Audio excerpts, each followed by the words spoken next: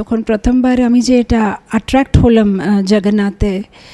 জগন্নাথের লীলাগুলো মানে শুনে খুব অ্যাট্রাক্ট হয়েছিলাম।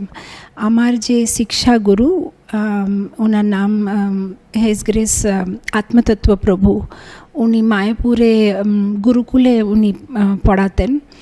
তো যখন উনি হায়দ্রাবাদে আসতেন তখন আমাদের বাড়িতে থাকতেন। তখন আমি ছিলাম হতে পারে ক্লাস 7-এ কিংবা 8-এ। আর প্রভু আর মাতাজি ওনাদের বাচ্চা নেই, ওনারা জগন্নাথকে মানে একটা ছোট ডাব্বা ভিতরে ক্যারি করে যেখানে যেতেন সেখানে নিয়ে যেতেন। আর আত্মতত্ত্ব প্রভু এত সুন্দরভাবে মানে লীলাগুলো বলতেন। উনি ছিল প্রভুপাদের শিষ্য। মানে আমরা ছোটোবেলা তো ওনার এই কথাগুলো শুনে মানে একদম খাওয়া দাওয়া সব ভুলে যেতাম আমরা।